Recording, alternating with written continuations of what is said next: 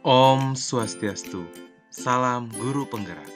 Pada kesempatan kali ini, saya Gede Yayan Sedana, calon guru penggerak Angkatan 9, Kabupaten Badung, akan memaparkan kesimpulan dan refleksi pemikiran Ki Hajar Dewantara pada tugas koneksi antar materi modul 1.1. Saya akan merefleksi diri saya melalui 3 pertanyaan berikut.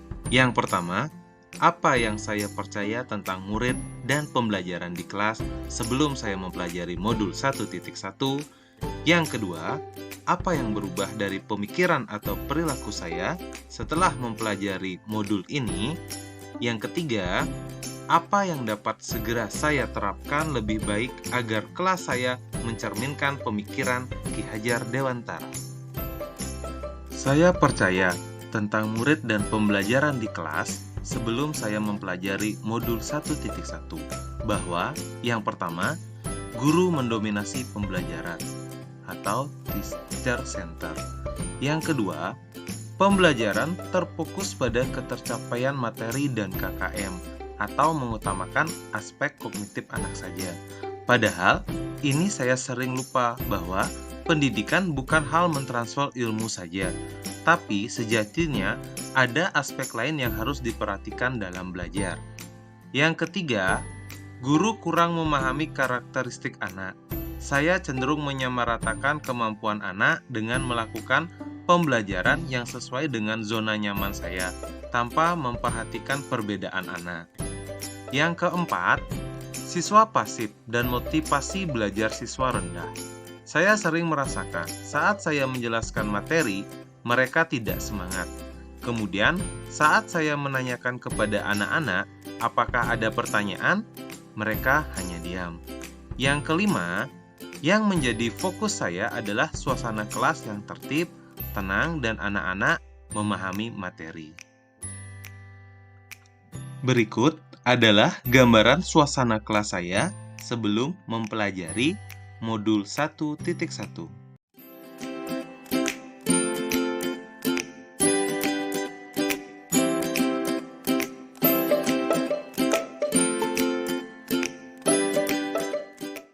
Setelah saya mempelajari modul 1.1, yang berubah dari pemikiran atau perilaku saya antara lain, pertama, merubah pemikiran bahwa yang pertama, guru bukan merupakan satu-satunya sumber belajar. Apapun yang ada di sekitar kita bisa dijadikan sumber belajar. Anak-anak bebas mencari sumber belajarnya. Tugas guru adalah menuntun, mengarahkan mana yang baik dan mana yang tidak baik. Yang kedua, pembelajaran berpusat pada anak. Anak akan menjadi lebih aktif karena terlibat dalam proses pembelajaran, sehingga anak dapat mengkonstruksi pengetahuannya. Yang ketiga, menghargai setiap karakteristik anak. Anak terlahir berbeda. Setiap individu memiliki keunikannya masing-masing, sehingga kita sebagai pendidik harus dapat menuntun anak sesuai kodratnya. Selain itu, setelah mempelajari modul 1.1, merubah perilaku saya antara lain. Yang pertama, mengemas pembelajaran secara menarik agar motivasi belajar siswa meningkat.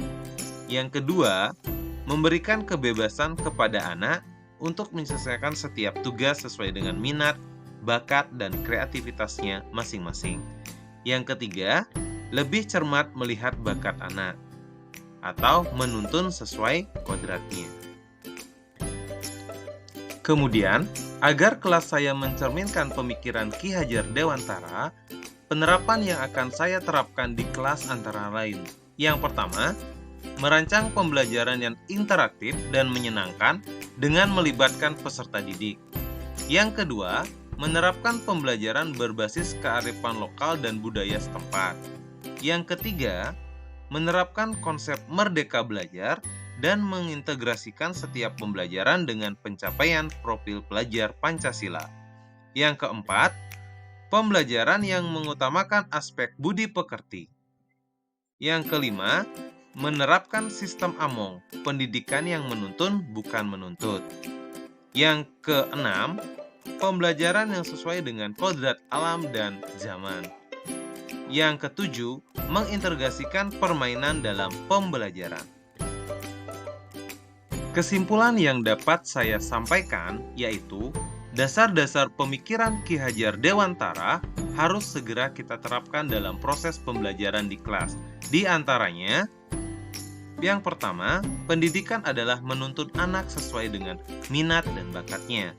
Yang kedua, pendidikan bukan hanya ilmu akademis saja, namun perlu penanaman budi pekerti yang baik.